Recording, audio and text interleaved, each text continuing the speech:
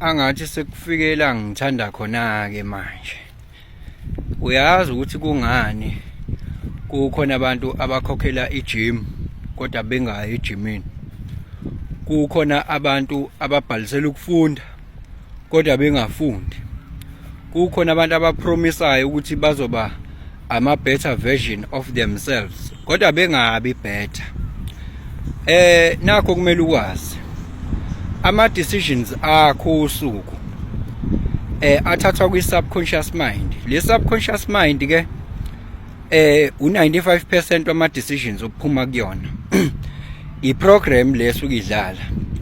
Wena u decide consciously ukuthi this is what you need to do because it's important, it's gonna make you better. But subconsciously that's not how we are programmed, and subconscious mind iyona a dictator, a director impilo yakho. Yiloko okubhalile iscript esikwi background, yabo? So that is why ke amaphupho akho naloko okufisayo kubuya ngathi kuyaqhela akuze ngakuwena. Ingenxa ukuthi inqumo zakho nempilo yakho ukuyiphila kwakho udonsa kwiscript esikade sabhalwa esihleli kwi subconscious mind. So uyabona ukuthi lezi zinto azihambisani zombili.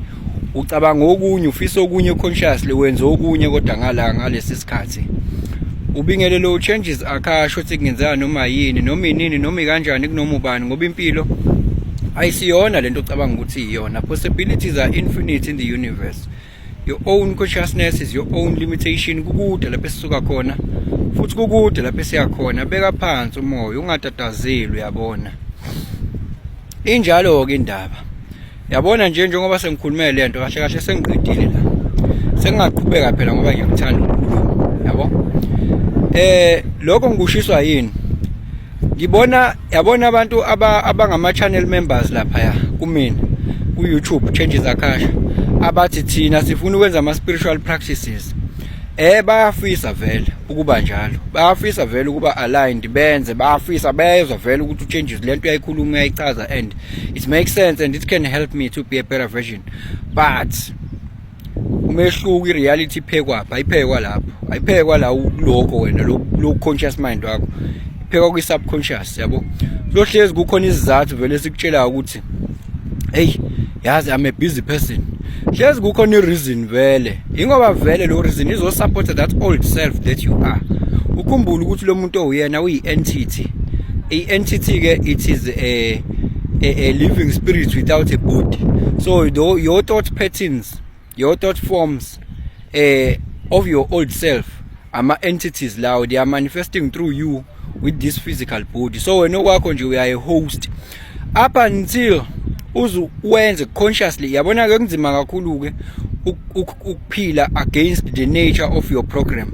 Futhi ngisho ngabe kuthiwa ku dark noma ku blue kudingeka ukuthi uthi no, I take this hardest resistance because ingqondo will always take the least resistance. Lokho kulula ukwenza ingqondo izohlezi wenza kona. Lokho kunzima ukwenza ingqondo izothi hayi man kusasa man, awu ithi ingqondo kodwa ayish kusasa, ithi ingqondo kodwa vele usazokhava mos, yabo?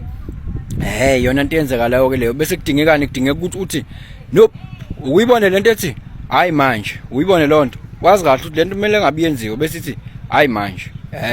Wena kumele wenze njani? Uthi hayi manje. Kunale voice la ekhanda lakho, yabo? Lo voice uyitshela ukuthi wena akuwena, it's your old self entity that is manifesting through you ekwenza ukuthi experience this kind of reality that you are experiencing, yabo? Even me myself, as much as I speak all these things, there is still ama possibilities are infinite. There is still omunye umina very powerful than this onzima kakhulu wenza ezinye izinto eziyinkinga kakhulu, yes. Kodwa mina I just need to push the boundaries every time. Umuntu bafethu ucapable of izinto eziningi kakhulu ezinkulu kakhulu, but yena ukwakho ukuthi uyaziphusha to the certain uyaphusha lawo boundaries lawo, uyaphusha, keep on pushing those boundaries because uhlezi kukhona room for improvement, yabo? Uhlezi kukhona room for improvement. Akekho umuntu la emhlabeni ozongitshela ukuthi mina yena usefinyelele kangqingetshe. Mase usufinyelele kangqingetshe uhambo lude kukude la kiwa khona. Mele usuke la unga reincarnate, ungabisaphila ngomzimba, uphile kwi collective frequency domain, phinde namanye ama entities asiza abantu angabonakali ngamehlo. Uyanyuka futhi nalapho uya graduate uyaphambili. We can always be better. But ke lama conscious minds, lama subconscious minds ethu asigcina silapho ngoba ifana nescript nje lento guys. Yabona lento ibuke kanjani? Ibuke njengo WhatsApp. WhatsApp ngeke uwenzise into ongaprogramiwe ukuthi uyenze. Ngeke uzowenzisa leyo nto. Up until iprogrammer izifake leyo nto. Izokwenzeka ke. Kodwa nje ukuthi wena uzowenzisa into echa ngeke. Nawe ke ngeke uzwenze into wena engekho ku script la ku background frequency yakho la ku subconscious ukuthi wena uzokwenza ukuthi kanje cha uprogramekile wena ukuthi uzokwenza ngale ndlela. So inqumo oyithathayo zonke ziphinda lento eyodwa nje ngobani zikwi subconscious. Le subconscious iprogrammya yini kanti?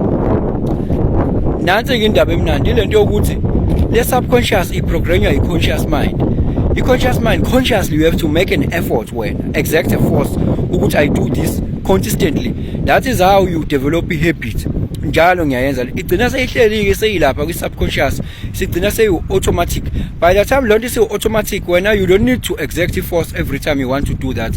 It is automatical. Yabona nje umuntu unsuccessful evuka ekseni. Akudingi ukuthi kuzobe khona into ayiqalayo. Evuka nje unsuccessful uyifailure nje vuka ekseni. Why? Obviously by default vele into azoyenza nento azoyikhuluma vele imleader to failure, imsetha for failure vele ngobani yona into ayiyona leyo. Ngisho ngamnikeza opportunity enjani uzoyishintsha leyo opportunity ibe yifailure. Yabo nomuntu futhi successful oyiprogramile wayiconditioner for success evuka ekseni lo muntu successful ngoba ngisho ngamnikeza uthi uyamjeopardize uyamvimba umnikeza into eyimediocre uzoyishintsha lo lemon ayenze lemonade ngoba vele isubconscious yakhe iprogramiwe for isuccess ukuthi mina I do things this way. I don't complain, but I accept what is there and then try to change it. Ngiyayipolarize. I mean, I don't want to look at things ngendlela ezongicindezela, but I look at things ngendlela ezongi-equip ukuthi ngibe i-better version. Yabo, ngoba mangibuka izinto ngendlela ezongicindezela, then I'm doomed vele, angisayi phambili lapho sekuphelile. Nginje ukuba kafanga ubaba ngaba ngikho nje. Kube ngiyamazi umzali wami ngaba ngikho nje. Kube mina ngafunda usokuphelileka akusekho ke lamela umuve le khona. Ayizwa lonto leyo. So ke good people, yilokho ebengifuna ukutshela kona namhlanje. Siyaqhubeka ke Monday and Thursday at 7 PM ku YouTube.